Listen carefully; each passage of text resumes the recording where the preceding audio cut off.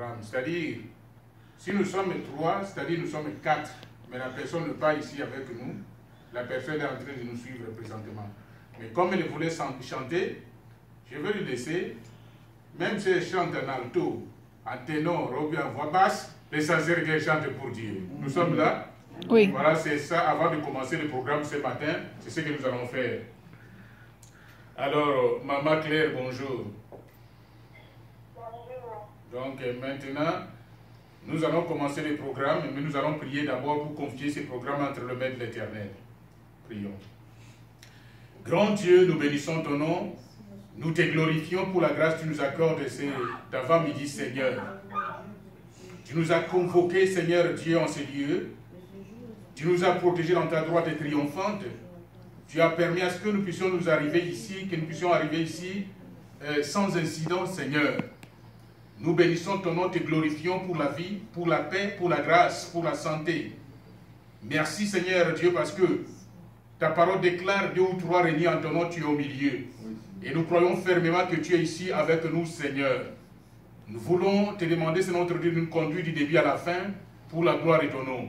Nous renversons tout ce qui n'est pas de toi. Nous te couronnons, roi en ces lieux, Seigneur Dieu. Et donne gloire à ton nom, Seigneur. Au nom de Jésus que nous avons ainsi prié. Amen. Amen. Nous demandons à Maman Claire de nous chanter à n'importe quelle langue, même la langue des anges, comme tu veux. Merci beaucoup. Je vais chanter les chansons que j'avais eues par la révélation. J'étais en arrêt de bus pour attendre le bus.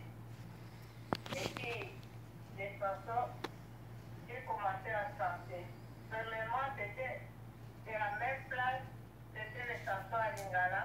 Mais la deuxième fois, c'était en anglais. Je vais chanter ce qui est en anglais pour que les autres écoutent ça. Amen. Amen. One day in heaven, God said, "Who will open the door? Pray for the land and for living in weather. One day in heaven, God said, "Who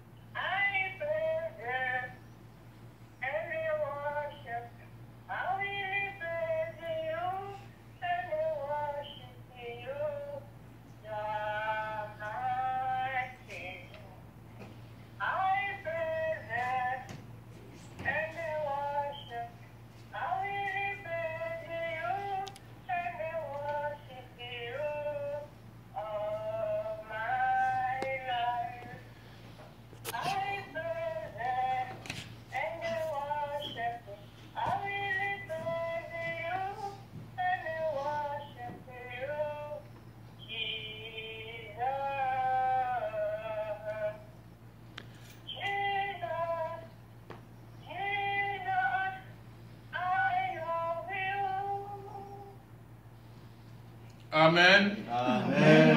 Merci, mon Père. Que Dieu soit loué. Il est bon Dieu. Alléluia. Il est bon Dieu. Amen. Il est bon Dieu. Alléluia. Il est bon Dieu. Amen. Il est bon Dieu. Il est bon Dieu. Alléluia. Il est bon Dieu. Amen. Il est bon Dieu. Alléluia. Il est bon Dieu. Amen. Nous allons prier, nous allons bénir Dieu pour la vie. Nous allons bénir Dieu pour tout ce qu'il fait dans nos vies. Bien-aimés de nous-mêmes, personne ne pouvait arriver ici. Si nous sommes vivants, ce n'est pas parce que nous avons donné des offrandes. Ce n'est pas parce que nous sommes allés à l'église. Ce n'est pas parce que nous sommes aux États-Unis. Ce n'est pas parce que hier on avait un projet. Non, nous sommes vivants par la grâce de Dieu. Nous allons élever nos voix. Nous allons bénir Dieu à cause de son amour. Prions le Seigneur. Seigneur Dieu, je lève ma voix vers ton trône de majesté. Je te glorifie, Seigneur, à cause de ton amour, Seigneur. Je te bénis, Seigneur, à cause de tout ce que tu fais dans ma vie, Seigneur. Mon Dieu, tu m'as gardé, Seigneur, dans ta droite triomphante. Tu n'as pas permis à l'ennemi de mettre sa main sur moi, Seigneur Dieu. Seigneur, que l'honneur te revienne. Ce programme, Seigneur Dieu, c'est un programme que nous avons arrêté, Seigneur Dieu, pour que tous les dimanches, nous puissions nous présenter ici et qu'ensemble nous puissions élever nos voix vers ton trône de majesté et qu'ensemble nous puissions écouter ta parole. Oui, nous savons, c'est ta parole qui nous éclaire, Seigneur Dieu. Voilà pourquoi nous sommes là, Seigneur d'Israël. Parce que ta parole nous montre la voie, Seigneur. Tu nous protèges, Seigneur Dieu. Tu ne permets pas l'ennemi de nous faire du mal, Seigneur. Mon âme te bénit, mon âme t'exalte, Seigneur. Tu es Dieu et tu ne changes pas. Ta parole déclare que tu ne donnes jamais ta gloire à notre, ni ton honneur aux idoles, Seigneur. Tu es Dieu. Merci, Seigneur. Mon âme bénit le Seigneur et mon esprit magnifie son nom, car la mort n'a pas pu les retenir, même dans les tombeaux. Jésus est Seigneur, même dans les tombeaux. Jésus est Seigneur. Oh mon âme, bénis le Seigneur. Et mon esprit magnifie son nom. Car la mort n'a pas pu le retenir. Même dans les tombeaux, Jésus est Seigneur. Même dans les tombeaux, Jésus est Seigneur. Oh mon âme, bénis le Seigneur. Et mon esprit magnifie son nom. Car la mort n'a pas pu le retenir. Même dans les tombeaux, Jésus est Seigneur. Même dans les tombeaux, Jésus est Seigneur. Oh mon âme, bénis le Seigneur. Et mon esprit magnifie son nom. Car la mort n'a pas pu le retenir. Même dans les Jésus est Seigneur, même dans les tombeaux. Jésus est Seigneur. Oh mon âme, bénis le Seigneur. Et mon esprit magnifie son nom. Car la mort n'a pas pu le retenir, même dans les tombeaux. Jésus est Seigneur, même dans les tombeaux. Jésus est Seigneur, même dans ma maison. Jésus est Seigneur, même dans ma maison. Jésus est Seigneur, même dans mes projets. Jésus est Seigneur, même dans mes projets. Jésus est Seigneur. Oh mon âme, bénis le Seigneur. Et mon esprit magnifie son nom. Car la mort n'a pas pu le retenir, même dans les tombeaux. Jésus est Seigneur, même dans les tombeaux. Jésus est Seigneur. Oh mon âme, bénis le Seigneur. Et mon esprit magnifie son nom. Car la mort n'a pas pu le retenir, même dans les tombeaux. Jésus est Seigneur, même dans les tombeaux.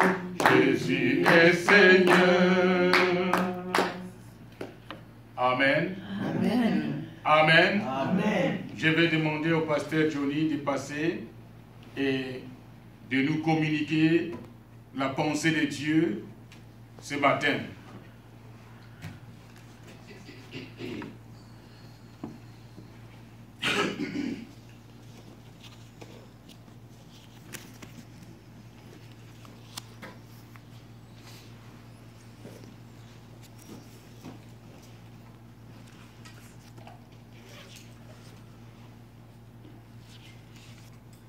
Si nous regardons à Dieu d'une manière juive,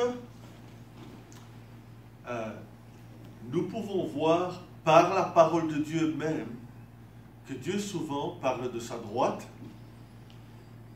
et souvent il parle de sa gauche. Vous pouvez imaginer certains textes que vous connaissez.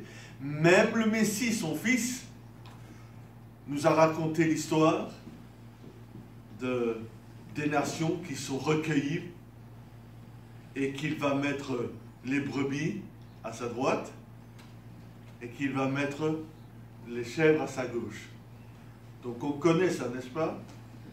Peut-être que vous le savez, peut-être que vous ne le savez pas, mais la droite dans la pensée juive, c'est là où se trouve la sagesse. La gauche, c'est où on trouve la compréhension, l'intelligence. La droite, où on a la sagesse, c'est une étincelle. C'est le tout début de un moment où on voit clair. C'est l'étincelle sur la chose. Mais l'intelligence, c'est ce qui prend l'étincelle et le développe. Vous comprenez ce que je dis?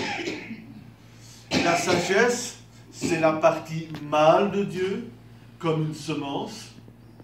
Et l'intelligence, c'est la partie femelle de Dieu, comme le sein de la maman, qui prend la semence et qui développe le bébé pendant 9 mois.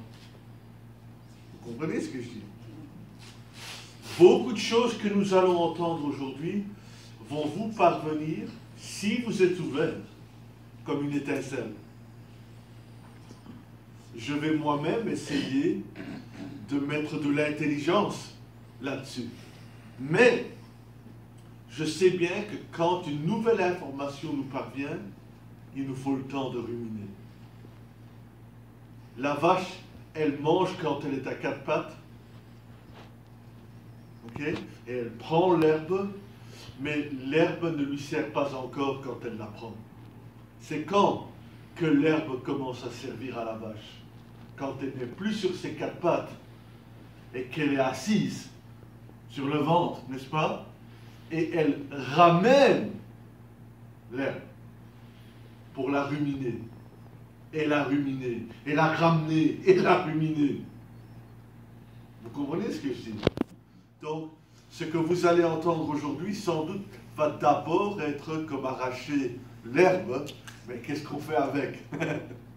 Il faudra ruminer dessus. Ça, c'est plus tard. Je vous lance le défi. Amen. Amen. D'être réceptif à l'herbe, si on veut,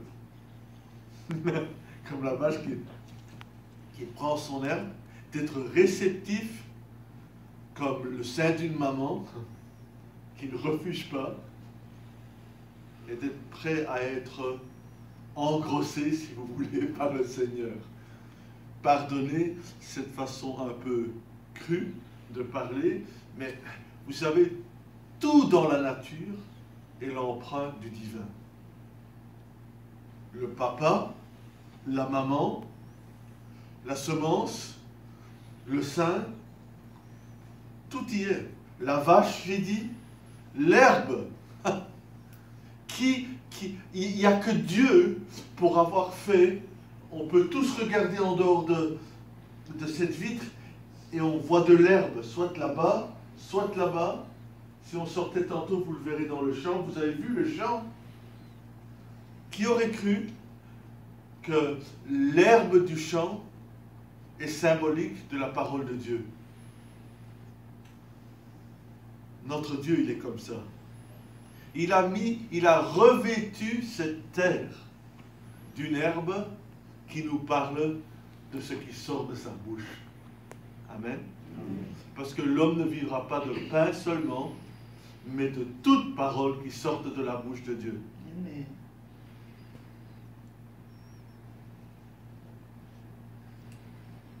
Je voudrais commencer par vous inviter à ouvrir vos Bibles au livre de Lévitique chapitre 9. Je vais le faire ici.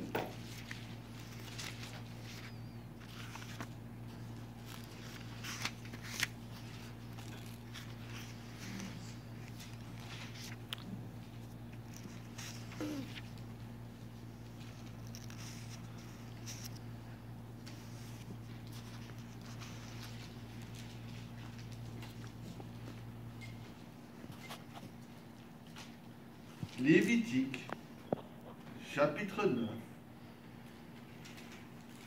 et verset 1.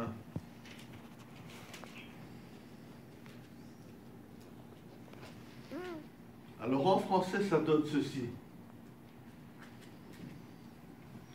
Le 8e jour, Moïse appela Aaron et ses fils et les anciens d'Israël. Il dit à Aaron: prends un jeune veau pour le sacrifice d'expiation et un bélier pour l'holocauste, l'un et l'autre sans défaut, et sacrifie-les devant l'Éternel. Tu parleras aux enfants d'Israël et tu diras: prenez un bouc pour le sacrifice d'expiation, un veau et un agneau, âgés d'1 an et sans défaut pour l'holocauste, un bœuf et un bélier pour le sacrifice d'action de grâce, afin de les sacrifier devant l'Éternel, et une offrande pétrie à l'huile. Car aujourd'hui, l'Éternel vous apparaîtra. Ils amenèrent devant la tente d'assignation ce que Moïse avait ordonné, et toute l'assemblée s'approcha et se tint devant l'Éternel. Moïse dit: vous ferez ce que l'Éternel a ordonné et la gloire de l'Éternel vous apparaîtra. Moïse dit à Aaron, approche-toi de l'autel, offre ton sacrifice d'expiation et ton holocauste, et fais l'expiation pour toi et pour le peuple. Offre aussi le sacrifice du peuple et fais l'expiation pour lui, comme l'Éternel l'a ordonné. Verset 8. Aaron s'approcha de l'Éternel et il égorgea le veau pour son sacrifice d'expiation. Les fils d'Aaron lui présentèrent le sang. Il trempa son doigt dans le sang, en mit sur les cordes de l'autel et répandit le sang au pied de l'autel. Il brûla sur l'autel la graisse, les rognons et le grand lobe du foie de la victime expiatoire, comme l'Éternel l'avait ordonné à Moïse. Mais il brûla au feu hors du camp la chair et la peau. Il égorgea l'holocauste. Les fils d'Aaron lui présentèrent le sang et il répandit sur l'autel tout autour. Je répète, j'ai manqué un mot. Et il le répandit sur l'autel tout autour. Ils lui présentèrent l'holocauste coupé par morceaux avec la tête et il les brûla sur l'autel. Il lava les entrailles et les jambes et les brûla sur l'autel, par-dessus l'holocauste. Ensuite, il offrit le sacrifice du peuple. Il prit le bouc pour le sacrifice expiatoire du peuple. Il égorgea et l'offrit en expiation comme la première victime. Il offrit l'holocauste et le sacrifia d'après les règles établies. Il présenta l'offrande, en prit une poignée et la brûla sur l'autel, outre l'holocauste du matin. Il égorgea le bœuf et le bélier en sacrifice d'action de grâce pour le peuple. Les fils d'Aaron lui présentèrent le sang et il le répandit sur l'autel tout autour. Ils lui présentèrent la graisse du bœuf et du bélier, la queue, la graisse qui couvre les entrailles, les rognons et le grand lobe du foie. Ils mirent les graisses sur les poitrines et il brûla les graisses sur l'autel. Aaron agita de côté et d'autre devant l'Éternel les poitrines et l'épaule droite, comme Moïse l'avait ordonné. Aaron leva ses mains vers le peuple et il le bénit. Puis il descendit après avoir offert le sacrifice d'expiation, l'holocauste et le sacrifice d'action de grâce. Moïse et Aaron entrèrent dans la tente d'assignation. Lorsqu'ils en sortirent, ils bénirent le peuple et la gloire de l'Éternel apparut à tout le peuple. Et le peuple dit difficilement Amen. Disons-le. Amen. Amen. Pourquoi il faut dire Amen? C'est la parole de Dieu. Amen. Même quand vous ne comprenez pas, c'est la parole de Dieu. Même quand vous n'êtes pas prêt à manger, c'est sorti de la bouche de Dieu. C'est du pain. On ne peut pas tous manger la même chose. C'est pas possible. On ne va pas donner un beefsteak à un enfant qui boit le lait maternel. Amen. Et c'est tout à fait normal qu'il y ait des choses dans cette magnifique parole de Dieu qui nous parvient traduite, où il manque des choses dans la traduction. Mais même dilué en français, ça nous dépasse. Amen. Amen. Mais pourquoi il en serait autrement, puisque c'est sorti du divin? C'est sorti de Dieu. Vous croyez que si ça sort de Dieu, ça doit être simple? Mais c'est à la fois simple, recevable, mais en même temps, ça vient de Dieu, donc c'est éternel et c'est profond. C'est même mystérieux, parce que ça vient de lui. C'est normal. Dans ce texte, nous avons vu que le but du 8e jour, c'était de permettre au grand sacrificateur Aaron et ses fils de commencer leur boulot en tant que sacrificateur et de faire les sacrifices. Le but des sacrifices, c'était de rentrer en contact avec l'Éternel. Ça permet de revenir à Dieu selon ses règles à lui. Et pourquoi il y a des sacrifices d'expiation, des sacrifices d'action de grâce, des sacrifices en holocauste qui sont brûlés à l'Éternel? Pourquoi toutes ces choses? Parce que au départ, on était avec Dieu, mais maintenant on ne l'est plus. Et pour revenir à Dieu, il faut réparer quelque chose. Il y a un chemin à frayer qui est obstrué. Il y a quelque chose qui m'empêche de revenir à Dieu. Et pour revenir à Dieu, Dieu a fait le nécessaire pour que je m'approche de lui. Amen. Amen. Ne regardez pas le système sacrificiel comme quelque chose de barbare et de désuet. Dieu exige toujours le sacrifice. Rien n'a changé.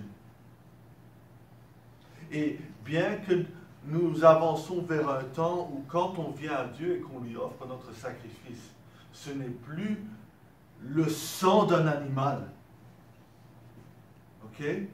Mais les animaux ont toujours symbolisé mon animal. Quand on offrait un bélier, c'est mon bélier en moi que j'offre. Quand j'offre une vache, c'est ma vache en moi. Quand c'est une chèvre, c'est ma chèvre. Vous comprenez ce que je dis? C'est l'animal en moi qui doit mourir. C'est l'animal en moi qui doit être égorgé. C'est l'animal en moi qui doit donner sa vie et qui doit être offert en sacrifice.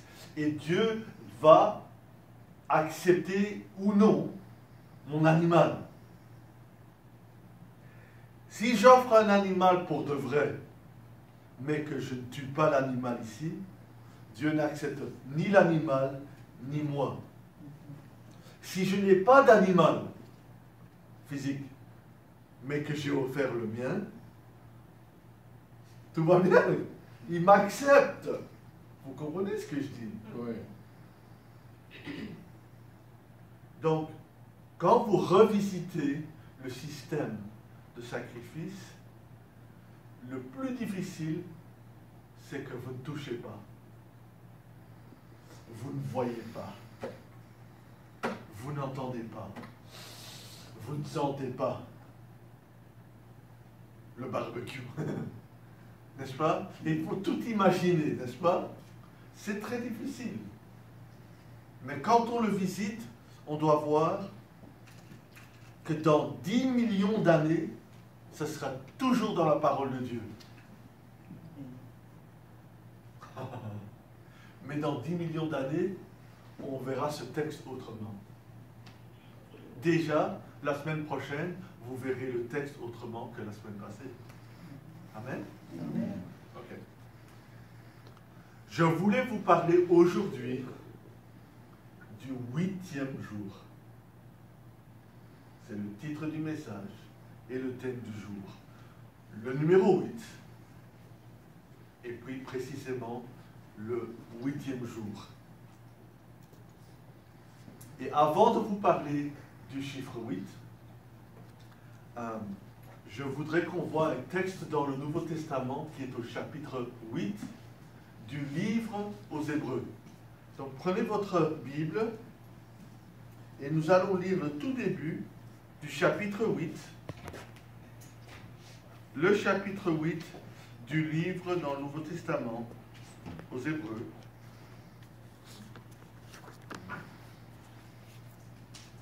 Chapitre 8, verset 1. Le point capital de ce qui vient d'être dit, c'est que nous avons un tel souverain sacrificateur qui s'est assis à la droite du trône de la majesté divine dans les cieux, comme ministre du sanctuaire et du véritable tabernacle qui a été dressé par le Seigneur et non par un homme. Tout souverain sacrificateur est établi pour présenter des offrandes et des sacrifices. On vient de le lire, n'est-ce pas? On parle d'Aaron et ses fils. D'où il est nécessaire que celui-ci ait aussi quelque chose à présenter. N'est-ce pas? Et pour lui, et pour ses fils, et pour le peuple. S'il était sur terre, en parlant de notre souverain sacrificateur, qui est-ce? Notre Seigneur, amen. S'il était sur terre, il ne serait pas même sacrificateur. Pourquoi? Puisque là sont ceux qui présentent les offrandes selon la Torah, la loi. Vous voyez que l'auteur de ce livre, il connaît encore le sacrifice au temple. Vous avez pigé ça? Je le redis. Le gars, ou la femme, mais le gars qui a écrit ça, il connaissait le système du sacrifice. Le temple était encore en place. Comment je sais? Regardez ce qu'il a dit. Si Jésus était sur la terre, il ne serait pas même sacrificateur, puisque là sont présents ceux qui présentent des offrandes selon la loi. Vous comprenez que l'auteur, il croit au souverain sacrificateur, il sait qu'il a déjà souffert, il est déjà mort, il a déjà été enterré, il a déjà ressuscité des morts, il a déjà été vu et il est déjà parti et il nous a dit, il est assis à la droite du trône. Et là où il intercède. Pourtant, en même temps, il y a selon Moïse ceux qui officient en bas. C'est important de savoir ça. Verset 5. Ce qui est offert selon la loi ou la Torah, je dois dire la Torah parce que je vais parler de ce mot dans un instant, lesquels célèbrent un culte, image et ombre des choses célestes, selon que Moïse en fut divinement averti lorsqu'il allait construire le tabernacle. C'est marrant. Si je vous donnais une image de moi, et je vous donne, et je vous demande, je vous passe l'image en main, je vous mets la photo en main, et chacun regarde ma photo. Et je dis, vous voyez à quoi je ressemble? Et vous allez tous dire, oui, je vois à quoi tu ressembles. Mais si je dis, est-ce que c'est moi? Oui ou non? Non, c'est l'image de moi. Est-ce que c'est la réalité? Non, c'est l'ombre. C'est l'image. Amen? Amen. Alors, quand il y a un homme sur terre, dans un bâtiment sur terre, à Mont-Moriah, dans le temple, qui officie, et un autre homme arrive avec un animal, offre l'animal, le lévite égorge l'animal, etc. Le sacrificateur le met sur l'autel, il est brûlé ou il est cuit, il est ceci, etc. Et tout ce qui est fait semble être matériel, semble être réel. On peut mettre la main dessus. Pourtant, ce n'est pas la réalité, c'est l'image. C'est l'ombre. Vous savez ce que c'est l'ombre? Ouais. Le soleil jette sur moi la réalité et vous voyez ma silhouette à terre ou sur un mur.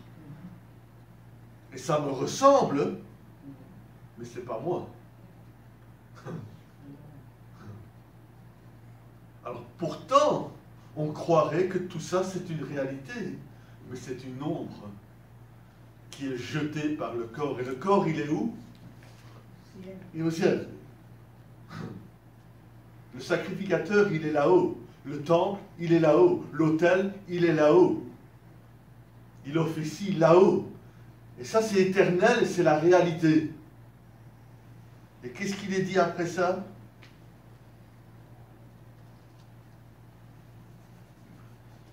Lesquels célèbrent un culte, image et ombre des choses célestes, selon que Moïse en fut divinement averti lorsqu'il allait construire le tabernacle, Et voici la parole qui sort de la bouche de Dieu. Moïse, j'interjecte, aie soin de faire tout d'après le modèle qui t'a été montré sur la montagne. Fais gaffe, fais ce que tu as vu.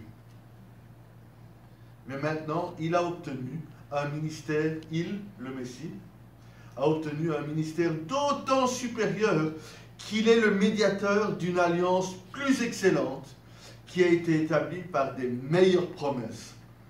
En effet, si la première alliance avait été sans défaut, il n'aurait pas été question de la remplacer par une seconde. Car c'est avec l'expression d'un blâme que le Seigneur dit à Israël, « Voici les jours viennent, dit le Seigneur, où je ferai avec la maison d'Israël et la maison de Juda une alliance nouvelle. » Si vous ne le savez pas, c'est une citation des paroles de Jérémie. Et c'est la seule fois dans l'Ancien Testament où vous trouverez une mention de la nouvelle alliance. C'est à la bouche de Jérémie. Et c'est Jérémie qui prédit que Dieu vient à la maison d'Israël et à la maison de Juda faire une nouvelle alliance. Je dis en passant, nous qui faisons partie de l'Église, ne croyons pas que l'Église a une alliance avec Dieu sans passer par Israël et Juda. Parce que la nouvelle alliance, elle a été proposée à la maison d'Israël et à la maison de Juda. Encore une fois, là, je vous donne sagesse, à vous de prendre ça dans l'intelligence, ruminer, développer ce que vous entendez aujourd'hui. Mais je dois le dire en passant. Non comme l'alliance que je traitais avec les pères, le jour où je les saisis par la main pour les faire sortir du pays d'Égypte, car ils n'ont pas persévéré dans mon alliance. Et moi aussi, je ne me suis pas soucié d'eux, dit l'Éternel. Mais voici l'alliance que je ferai avec la maison d'Israël. Après ces jours-là, dit le Seigneur, je mettrai mes lois dans leur esprit et je les écrirai dans leur cœur et je serai leur Dieu et ils seront mon peuple. Et nous disons encore une fois, Amen. Amen. Je me pose la question, est-ce que la loi de l'Éternel est gravée sur mon cœur?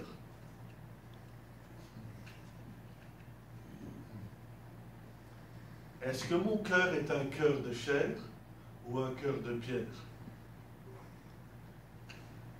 Le jour où j'ai mis ma foi en Dieu et que j'ai accepté son Fils, ce jour-là, mon cœur de pierre est devenu un cœur de chair. Mais la prochaine fois qu'il a essayé de graver sur mon cœur, est-ce que je me suis laissé faire ou est-ce que je suis redevenu un cœur de pierre? Donc la nouvelle alliance, c'est un processus, pardon. C'est dans la durée de ma vie. On n'est pas encore arrivé. Amen. Amen. Et ça a été une promesse faite à Israël et à Juda, et on ne le voit pas s'accomplir encore d'un point de vue national. Donc, on achemine. Ok.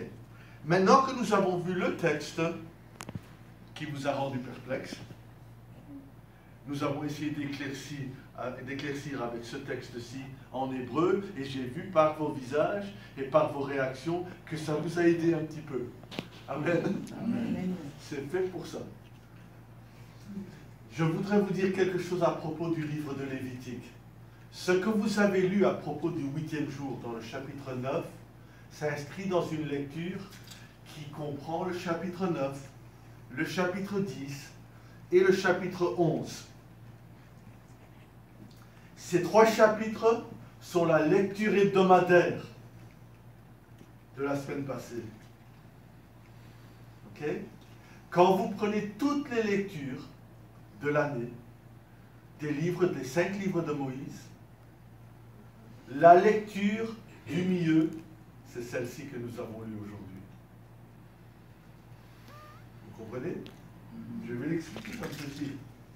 Vous commencez l'année, Genèse chapitre 1, et vous lisez le premier. Ça va jusque le déluge. Okay? Puis on recommence ici, le déluge, jusqu'à le problème avec les enfants de Noé, etc. Deuxième lecture. Troisième lecture. Vous comprenez ce que je dis? Et je me dirige vers le milieu de l'année, le milieu de la lecture, le milieu de la parole de Moïse. Et quand j'arrive au milieu, c'est ce que vous avez lu ce matin, vous avez lu le premier des 3 chapitres de cette lecture. C'est le cœur de l'année. Après ça, il reste encore ces lectures-ci, jusqu'à la fin de l'année. Mais au milieu, la lecture du milieu, c'est celle qu'ils appellent en hébreu Shmini, qui veut dire 8. Et vous avez lu, c'était le 8e jour. C'est le titre de la lecture.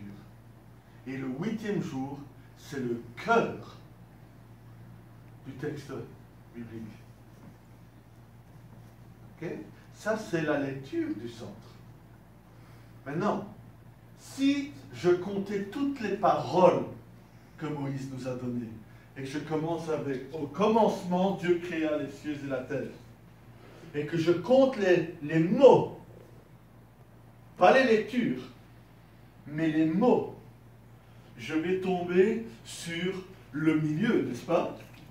Il y aura tous les mots de Moïse jusqu'à la fin, et au milieu, il devrait y avoir soit un mot ou 2 mots.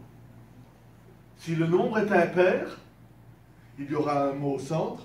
Si le nombre est pair, il y en a 2. Le nombre est pair.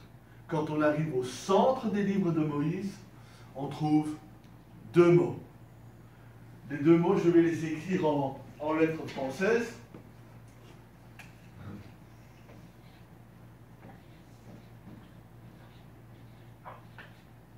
Et le deuxième mot, il est là, mais je vais l'écrire ici.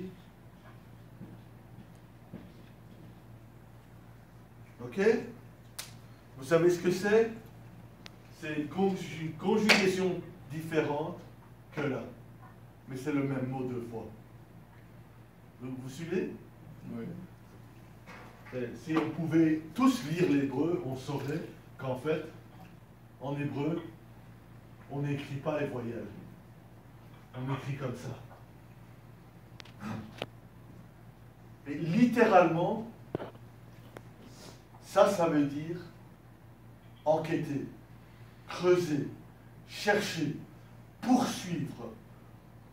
Comme quand on cherche un trésor. Ok?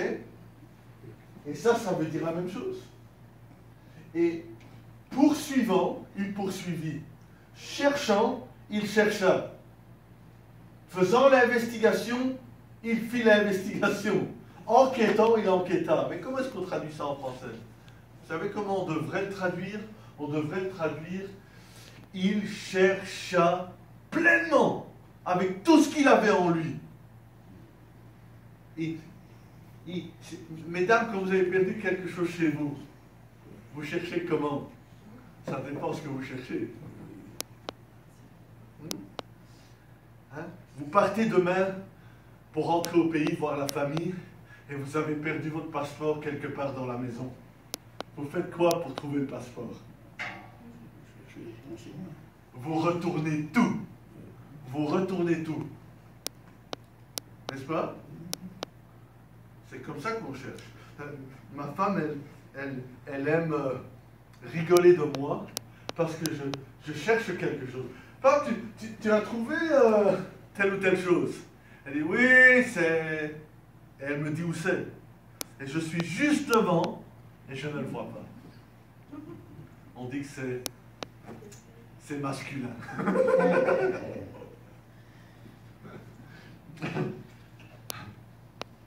Et on cherche, mais on revient où? Ça fait 32 ans qu'on est mariés, donc je cherche d'abord, puis je vais la voir et je dis, je ne trouve pas telle ou telle chose. Elle me dit, tu as cherché dans? Je dis, je ne serais pas venu m'humilier pour te demander où c'est si je n'avais pas cherché d'abord. Et bon, il y a tous les cas de figure, mais parfois c'est tout simple. C'est vraiment devant les yeux et on ne le voit pas. Vous savez, la parole de Dieu, c'est comme ça.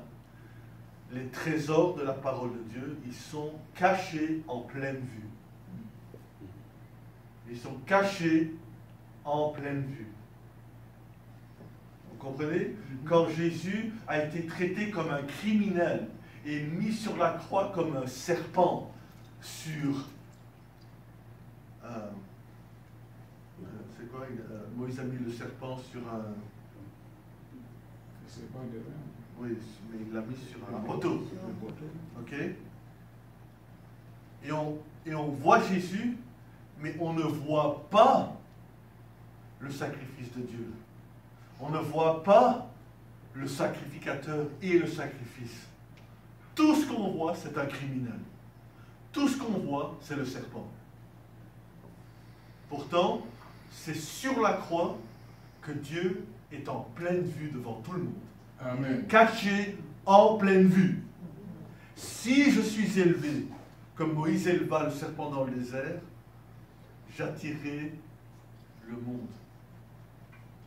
vers le Père. Amen. Amen. Alors il y a des choses qui sont cachées en pleine vue. Quand vous arrivez au milieu de la Torah, nous avons lu le début du chapitre 9.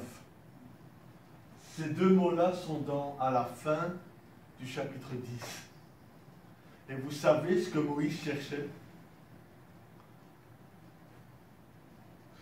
Il cherchait le bélier pour le sacrifice du péché. Et il vient au fils d'Aaron, il dit pourquoi?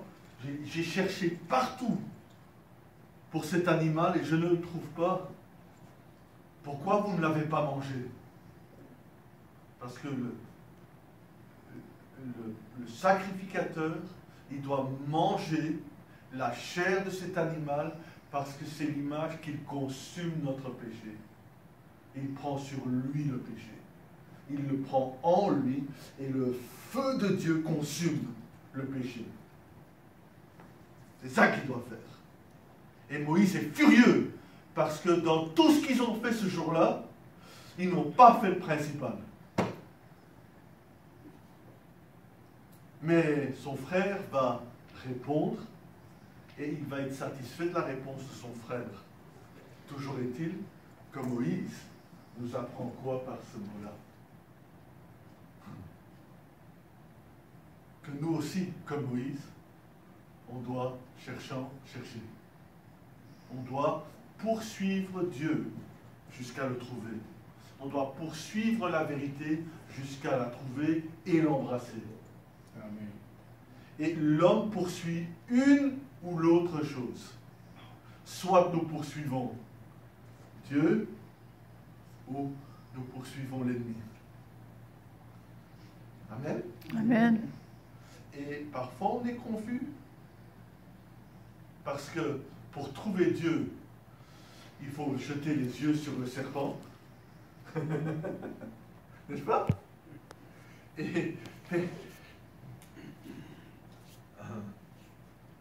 Mais parfois, quand on croit poursuivre Dieu, en fait, on est en train de poursuivre l'ennemi, le serpent. Et il faut faire la part des choses. Là, il se cachait dans le serpent, mais le serpent, lui aussi, se cache dans l'arbre de vie. Donc, quand on poursuit Dieu et sa vérité, on doit avoir soin. On doit savoir qu'est-ce que je cherche.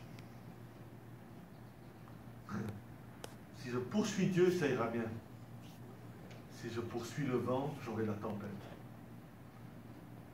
Si je poursuis le serpent lui-même, il me mordra. Mais si je poursuis Dieu, il me sauvera. Ça, c'est le milieu de la Torah, les 5 livres de Moïse, c'est la lecture que vous avez lue. Un chapitre plus loin, le milieu de la Torah en parole, c'est chercher, poursuivre, enquêter, creuser. Et qu'est-ce que Moïse cherchait? Il cherchait le sacrifice du péché.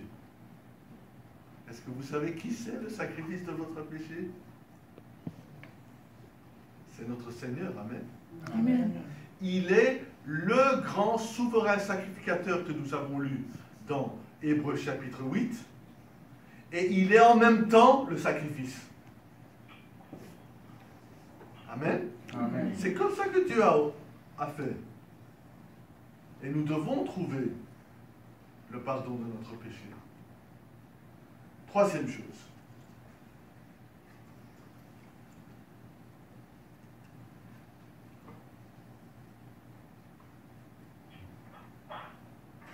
Je me suis devancé parce que je voulais faire ceci d'une autre manière, mais bon, c'est humain.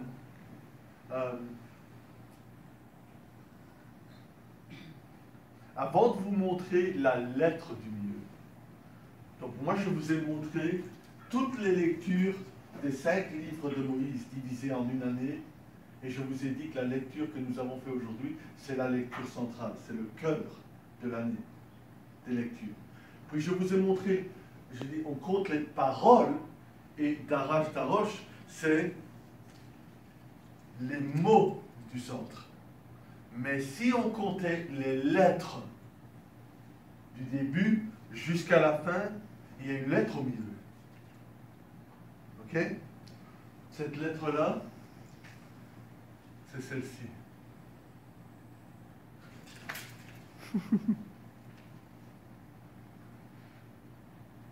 Est-ce que vous voyez? Ok? Cette lettre, elle est à l'intérieur d'un mot.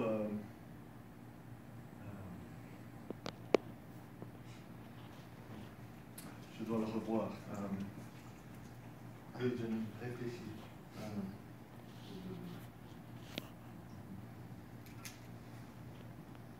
Je dois vous le montrer. Et je le savais par cœur ce matin, mais maintenant, je ne sais plus. C'est la vie, hein? Ok. Le voilà.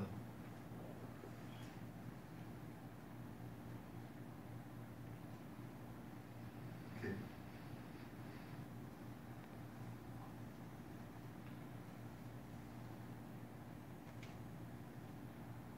Je l'ai trouvé. Mais...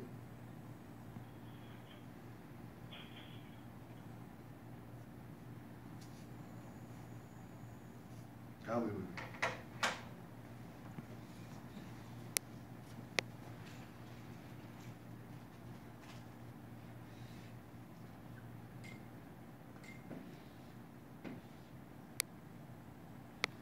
Voilà. Ça ne veut rien dire pour vous, n'est-ce pas? Le voilà. Mais ça, c'est la lettre qui est au centre de Lévitique. C'est la 6e lettre de l'alphabet. C'est la lettre Vav, qui dans ce cas-ci fait un O. Ne vous tracassez pas de l'Académie des choses. C'est plus important que vous sachiez à quoi, qu'est-ce que la 6e lettre de l'alphabet symbolise. La 6e lettre de l'alphabet, c'est le chiffre 6, et le chiffre 6, c'est l'homme. Ok? Regardez que l'homme, il est à l'intérieur d'un autre mot. Vous savez ce que c'est ce mot?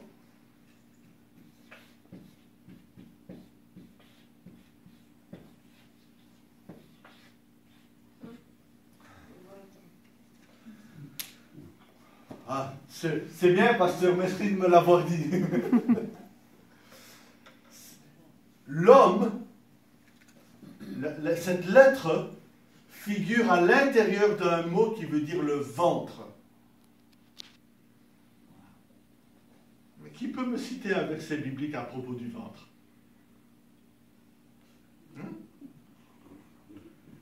Ma femme a pensé tout de suite à ce que moi j'ai pensé.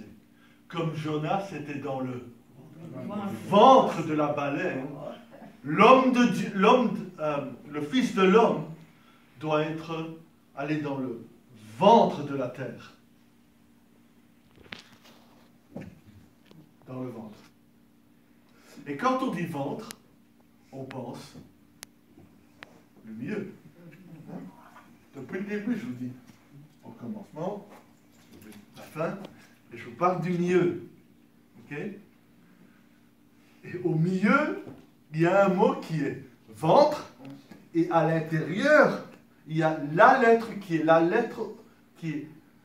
lettre centrale des écrits de Moïse. Tout vient avant, tout vient après.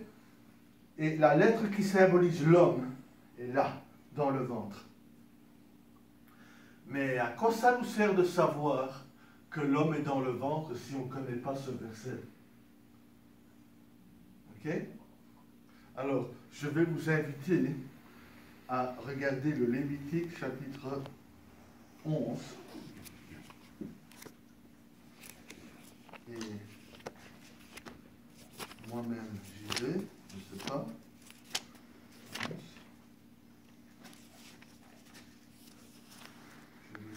Je n'ai pas le verset, je dois le trouver.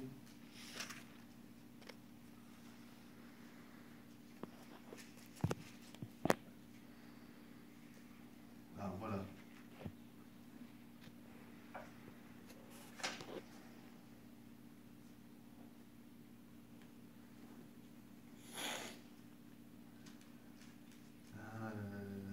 En français, il manque quelque chose.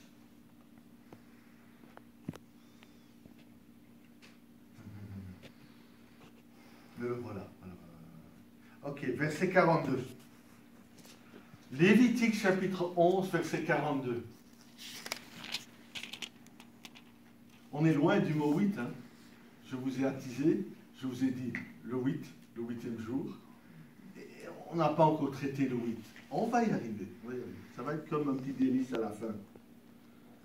Vous ne mangerez point parmi tous les reptiles qui rampent sur la terre, de tous ceux qui se traînent sur le ventre, ni de tous ceux qui marchent sur 4 pattes, 4 pieds, ou sur un grand nombre de pieds, car vous les aurez en abomination. Vous voyez le mot ventre? Le vav à l'intérieur de ce mot est la lettre centrale des écrits de Moïse. Le ventre d'un animal, d'un insecte, d'un reptile. Le mot reptile en hébreu veut dire un insecte. Mais, quoi qu'il en soit, s'il bouge sur l'estomac, il doit nous être en abomination. Pour le juif, bien sûr. Ok? Dieu veut séparer le juif du monde. Il n'a pas demandé aux autres nations. Il y a beaucoup de nations qui mangent ce qui bouge sur l'estomac, sur le ventre. Ok? Mais le juif ne pouvait pas y toucher. Pourquoi? Ben, quand vous voyez un mot dans la Bible et que vous voulez savoir comment Dieu traite ce mot, il faut le trouver en hébreu et il faut aller le trouver dans sa première mention dans la Bible. Et la première fois que nous trouvons ce mot-là, c'est dans Genèse chapitre 3. Et Dieu parle à quelqu'un et il dit, dorénavant, tu vas ramper sur l'estomac, sur le ventre, et tu mangeras la poussière de la terre. À qui parlait-il? Le serpent. Ok. Il faut me suivre. Ça ne va pas être facile ce que je vais vous dire, mais ça va vous enrichir et je vais vous lancer un défi pratique. Ok? Ok. Un défi pratique. Ok, pasteur? Un vrai défi. On y arrive. Parce qu'on arrive à la fin du culte. Le 8. Pourquoi l'instauration du sacrificateur le 8e jour? Pourquoi on circoncise le mâle juif le 8e jour de sa vie? Pourquoi Pierre appelle Noé le 8e prédicateur de justice? Et quand Dieu a recommencé pour rectifier la génération d'Adam, il recommence avec 8 personnes dans la barque. Vous me suivez? On continue. Le 8, il est là. Quand Dieu dit il faut recouvrir le tabernacle, il y a 8 pots. 8, 8, 8, 8. Et quand il faut instaurer le souverain sacrificateur sur terre, il faut le préparer pendant 7 jours et le 8e jour, il sera instauré. Et quand on offre un animal sur l'autel, il doit naître et il doit au moins avoir 8 jours. Et le 8e jour, je l'accepterai. Et il y a d'autres mentions du 8 dans la Bible. Le 8, c'est une correction. Mais pourquoi 8? Vous savez pourquoi? Parce que les rabbins d'Antiquité nous font comprendre que la chute d'Adam s'est faite dans la soirée du 6e jour. Suivez-moi. Il est créé dans l'après-midi du 6e jour. On lui donne un seul commandement. Et quelque part avant le coucher du soleil, il pêche. Alors on nous fait comprendre que ce qui a mené à son péché, c'était l'impatience. Parce que s'il avait écouté Dieu, qu'il n'avait pas mangé, le soleil se serait couché, il serait entré dans son sabbat, le 7e jour, et Dieu aura dit, ok, c'est bien, tu peux manger. Alors il a péché par impatience. Parce qu'au départ, le fruit de l'arbre de la connaissance du bien et du mal fait partie des arbres qu'il peut manger. Alors on lui dit, de tous les arbres du jardin, tu peux manger. Et puis on lui dit, mais de celui-là, tu ne peux pas. Ça veut dire qu'éventuellement, tu peux, puisqu'il fait d'abord partie de ce qu'on mange. Mais pour le moment, soit l'arbre n'est pas prêt, le fruit n'est pas prêt, ou tu n'es pas prêt. Ou je ne suis pas prêt. Quoi qu'il en soit. Et on nous fait comprendre que Dieu ne leur a pas retiré le sabbat. Il ne les a pas jugés avant le sabbat. Alors ils ont passé le sabbat dans le jardin. Et le 8e jour, ils ont été maudits, jetés dehors, etc. Et tout ce qui vient avec la chute commence le 8e jour. Donc si Dieu veut corriger tout le mal qui vient le 8e jour, il doit le corriger le 8e jour. Amen. Amen. J'espère que vous avez suivi ça. Mais qu'est-ce que alors le 8e jour vient faire avec le serpent qui se meut à terre, qui rampe sur son ventre, et l'homme qui est à l'intérieur du ventre? Ok?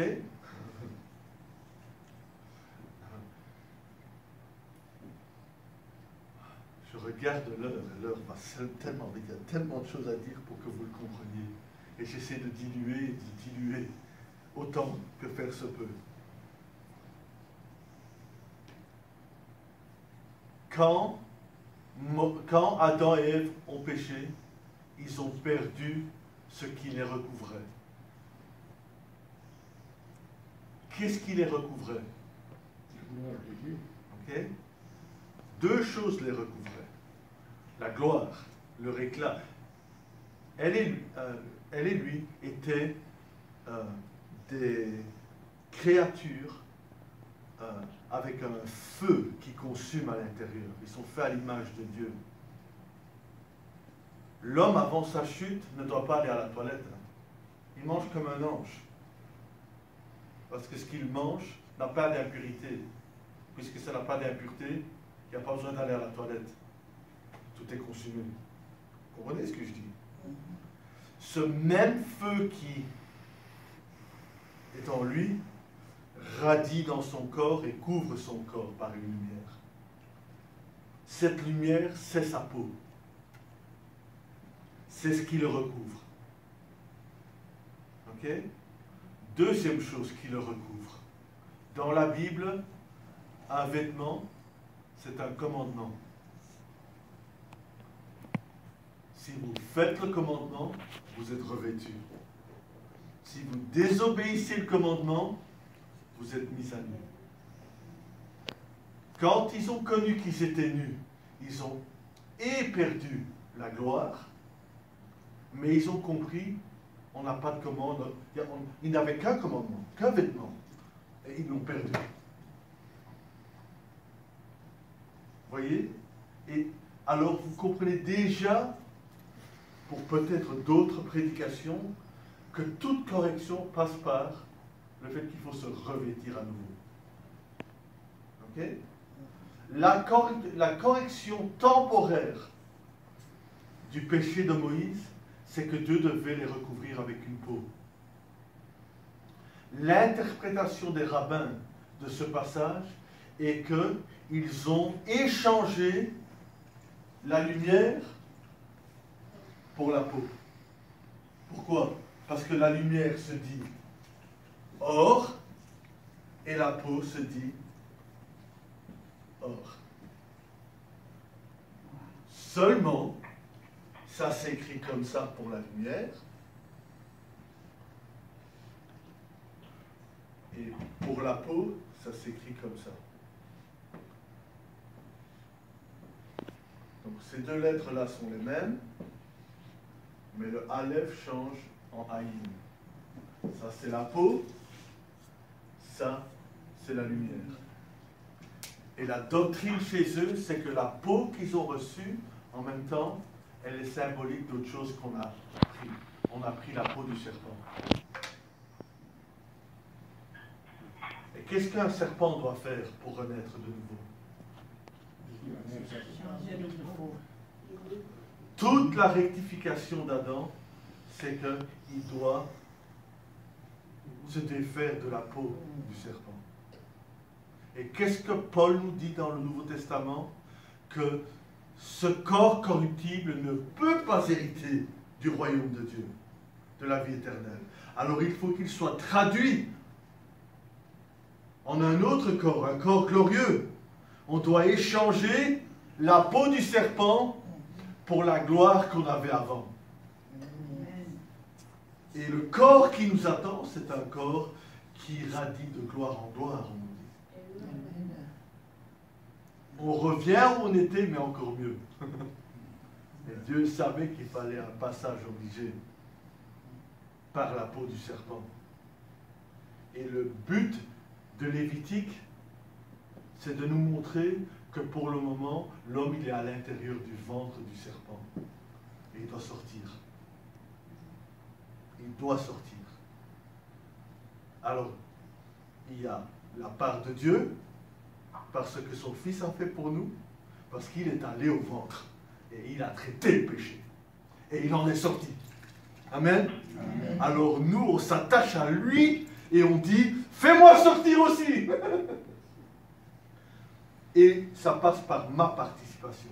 Parce que tout au long de ma vie, le but, c'est d'enlever la peau du serpent. Amen. Amen. Et c'est ça le thème du 8e jour. C'est pour ça, excusez-moi, mesdames, que le 8e jour du mâle juif, c'est la peau qui est coupée. C'est pour enlever le serpent. Amen. Amen. C'est ça. Donc, prions le Seigneur. C'est tellement riche, il y a tellement de choses à dire, mais on va repasser. Amen. Seigneur, Jonas, il est allé dans le ventre de la baleine, mais c'est sa faute. Mais toi, tu es innocent, et tu es allé à ma place dans le ventre de la terre pour prendre les clés de la mort et de l'enfer, pour prêcher aux captifs et amener les captifs avec toi. Wow. Et tu es sorti du ventre.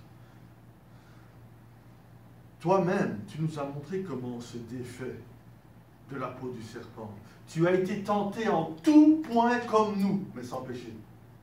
Alors nous nous attachons à toi parce que nous savons que nous sommes dans la faiblesse. Nous savons que nous connaissons l'échec parmi le succès. Mais nous savons aussi que tant que nous sommes vivants, tu travailles patiemment avec nous, afin que, au jour convenable, nous ayons dépouillé de nous-mêmes cette peau du serpent, que nous soyons sortis du ventre, que nous soyons sortis des appétits de ce monde, Seigneur, et que nous ayons seulement l'appétit de ta parole, ce qui sort de ta bouche, ce qui satisfait notre âme. Seigneur, nous te remercions parce que tu nous as montré par ce 8e jour que l'éternité, qui est symbolisée par le numéro 8, nécessite une rectification. Et c'est ça que tu as entamé ce jour-là avec Aaron et ses fils. C'est ce que tu as fait toi-même en allant t'asseoir à la droite du trône. Et si tout était fait, nous serions là-haut avec toi. Mais il reste de notre part. Fais-nous te chercher comme Moïse cherchait le sacrifice. Fais que nous te poursuivions, Seigneur. Nous allons poursuivre soit toi ou l'ennemi. Mais l'ennemi, c'est un menteur. L'ennemi ne satisfait pas. L'ennemi trompe. Mais toi, tu nous feras vaincre. Toi, tu nous satisferas. Toi, tu es notre lumière, notre vérité. Seigneur, que ta volonté soit faite dans la vie de chacun aujourd'hui. Nous prions ces choses, Père, au nom de ton Fils que tu as donné parce que tu nous as tant aimés. Et nous croyons en ce Fils. Car par cette croyance en lui, nous avons la vie éternelle. Aide-nous à suivre les traces de Jésus et à vaincre l'ennemi aussi par la force qu'il nous donne, par ton esprit, par ta parole et par l'encouragement des enseignants, des pasteurs et l'exhortation des croyants. C'est au nom de ton Fils Jésus que je prie. Amen. Amen. Pasteur. Amen. Amen. Nous bénissons Dieu pour la leçon de cet avant-midi. Vous savez, nous sommes habitués avec des leçons qui nous font de démangeaison. C'est-à-dire quoi? Dieu va nous donner des bétails, Dieu va nous donner des maisons, Dieu va nous donner tout ce que nous voulons. Mais ici, il a même dit que on ne peut pas donner les beefsteaks à un bébé. Ça, c'est ce qu'on appelle dans la Bible les os. Nous ne sommes plus au niveau des laits, mais au niveau des os. Il faut avoir l'Esprit de Dieu pour comprendre ce que le pasteur est en train de dire. C'est très important et capital. Sa grâce, c'est parce que quand il parle, il va à la source. La source, c'est-à-dire l'hébreu. Vous savez, quand vous prenez une histoire que vous avez entendue quelque part, vous allez raconter cette histoire dans votre langue maternelle. Vous allez perdre beaucoup de choses en route. Parce que vous ne saurez pas traduire. Il y a des mots qui manquent dans nos langues, mais c'est mieux expliqué dans la langue que tu as compris, que tu as écouté. Mais pour mettre ça dans ta langue, pour que le monde qui est devant toi comprenne, ça commence à compliquer les choses parce qu'il y a un mot qui manque. Notre pasteur, lui, va jusqu'à l'hébreu. Moi, je ne sais pas faire ça parce que moi, je ne connais pas. Quand on va me mettre ces bâtons-là, je vais dire, ça c'est des chikwang ou bien je ne comprends rien. Mais c'est ça la langue qu'on a écrit, qu'on a utilisée pour écrire la Bible. Nous sommes là. Amen. Et des explications, je peux dire, poignantes. Vous savez, quand la Bible parle de l'ombre des choses à venir, c'est-à-dire vous prenez quelque chose dans l'Ancien Testament, qui est l'image, vous amenez ça pour expliquer dans le Nouveau Testament, où vous pouvez palper maintenant la chose spirituellement, c'est une grâce. Nous sommes habitués, Dieu va nous donner des maisons, tout ce que vous voulez. Mais ici, la Bible dit nous devons nous dépouiller. Nous devons nous dépouiller. C'est-à-dire, il y a des choses à nous qu'on doit enlever. C'est comme un diamant qu'on récupère dans la terre, qui pèse 5 kilos. Mais si vous vendez ce diamant, cet état plutôt, c'est ce qu'on appelle, je ne sais pas quel mot utiliser, mais c'est encore brut. Si vous le vendez, peut-être vous allez gagner 5 $. Mais quand ça va aller dans le feu, ça sort. Les bagages sont tombés quand je dis bagage, ce n'est pas bagage. Bagage, c'est-à-dire tout ce qui est à côté, qui s'attache à la chose. Mais on doit éliminer ces choses pour ne voir que le diamant. C'est ce que nous cherchons ici. Et nous sommes conscients que nous avons des choses en nous, que nous devons nous débarrasser. Amen. Parce que nous devons paraître. On doit se présenter devant Dieu propre. Parce que ce n'est pas le fait d'aller à l'église qui fait quelque chose. Dieu a déjà fait sa part. Le pasteur l'a souligné à la fin. Nous devons aussi faire notre part. Chacun a sa partition à jouer. Ma part, c'est quoi? La parole est devant moi. Quand je m'en vais devant la parole, c'est un miroir. Je me regarde. C'est pourquoi vous voyez, on vous fait comme ça. Vous comprenez? Parce que j'ai vu que non, ici, voilà, c'est éparpillé. Alors il faut remettre ça, le miroir. C'est ça la parole de Dieu. Quand on va devant la parole de Dieu, on se voit là. On n'a pas besoin d'un pasteur. Je vous dis la vérité. On n'a pas besoin d'un évangéliste. Quand on se regarde et dit, je suis voleur. Voilà le mot voleur qui sort comme mes cheveux qui sont partis partout là. Vous comprenez? Oui. Et quand je vois ça, je dis, Jésus revient bientôt. Avec ça, il faut que je me débarrasse. J'ai dit, toi, vole, quitte. Tu amènes les ténèbres sur mon chemin. Parce que je suis en train de poursuivre Dieu. Tu mets la barrière sur mon chemin. Mais souvent, nous regardons le monde. C'est pourquoi je me pose souvent cette question. Si j'étais habillé seul, est-ce que j'allais m'habiller comme je suis là ce matin? Non. Des fois, on s'habille pour que les gens nous regardent. Vous savez, vous comprenez? Mais ici, pour le ciel, je m'en fous des gens qui me regardent. Moi, j'ai choisi de me débarrasser. Quand je vais faire quelque chose pour faire plaisir à quelqu'un, le ciel, la route est barrée pour moi. Vous comprenez? Des fois, on regrette à la maison quand on rentre. Mais pourquoi j'ai fait ça devant les gens?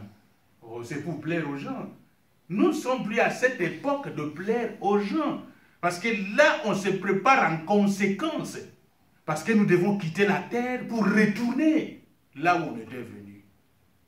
Amen. Amen. Nous devons poursuivre, le pasteur l'a souligné. Nous devons poursuivre Dieu. Dieu a déjà fait sa part. Maman est allée, d'abord papa est allé à la banque. Il a dit à maman, voilà l'argent pour le mois. Maman a laissé son sommeil, est allée au marché. Elle a acheté la nourriture. Elle vient avec la nourriture. Elle prépare la nourriture. Elle arrange la nourriture. Elle sait mettre des choses qu'il faut pour la santé de ses enfants dans la nourriture. Elle met la nourriture à table. Voilà un enfant qui a 20 ans dans la maison, qui dit à maman, viens me faire manger. Même si on est aux États-Unis, je vais te gifler un peu. Vous comprenez? 20 ans, tu me demandes de venir te faire manger la nourriture. Mais la nourriture est là. Regarde les efforts que j'ai fournis pour aller au marché, tout ça, choisir des choses, tout. Mais je prépare la nourriture, tu me demandes de te faire manger encore la nourriture. C'est ce que nous demandons à Dieu. Oh Dieu, enlève ça devant moi. Dieu a déjà fait. Tu veux qu'il vienne encore enlever quoi? Que tu ne peux pas enlever. Nous sommes là? Oui. Amen. Que Dieu nous aide, et ce n'est pas mon tour, c'est le pasteur Johnny. Que Dieu nous aide. Je bénis Dieu pour la leçon parce que ici nous faisons un effort pour ne pas prendre de l'huile pour dire oh non, il faut comprendre. Non, nous essayons parce que nous tous nous devons aller au ciel. En commençant par le prédicateur jusqu'au dernier, nous devons aller au ciel. J'insiste et je dis pour clôturer, Dieu a déjà fait sa part. Amen. Je dois faire ma part. Je risque d'aller trop loin, mais que Dieu nous aide. Je dois faire ma part parce que je dois aller au ciel. Tout ce que nous voyons, les chaises vont rester. Dieu n'a pas besoin de tout ça, de moquettes de toi. Non, il a besoin de moi. Et je dois retourner. Et des fois, on se pose des questions. Pourquoi celui-là, quand il prie, il a vite la réponse. Mais vous ne savez pas quels sont les efforts que cet homme, cette femme est en train de faire dans sa vie. Parce qu'il y a des enfants dans la maison. La maman regarde. Et je trouve que ma fille, mon fils a besoin d'une montre. Sans que l'enfant ouvre la bouche, il donne. Elle donne. Vous savez pourquoi? Parce que cet enfant-là, quand maman dit viens, elle vient. Va ici, elle va. Ne fais pas ça, elle ne fait pas. C'est la même chose avec Dieu. Dieu, quand il me regarde, il dit, je vais lui donner pourquoi. Je lui ai dit d'aller prêcher l'évangile, est-ce qu'il était parti? Je ne donne pas. Vous comprenez? Que Dieu nous aide. Nous allons nous incliner encore à la prière. Tendre Père, je bénis ton nom, Seigneur. Je te glorifie pour la parole que nous avons écoutée ce matin. Ta parole, c'est notre Dieu, a trouvé de la place dans la vie de mon frère, dans la vie de ma soeur. Mon Dieu, que le Saint-Esprit, Seigneur, puisse nous enseigner encore davantage quand nous allons quitter cet endroit, Seigneur. Quand le bœuf broute, il n'avale pas directement, ça va quelque part. Et il va ruminer, Seigneur Dieu, quand il va se reposer quelque part. Que la parole que nous avons écoutée, Seigneur, que chacun prenne cette parole et qu'en rentrant chez nous, Seigneur, oui, que le travail commence, Seigneur Dieu. Que ton nom soit glorifié. Au nom de Jésus que nous avons ainsi prié. Amen. Amen. Bien-aimés, vous allez m'excuser, j'ai oublié les paniers à la maison. Mais on va fabriquer les paniers. Le panier, c'est-à-dire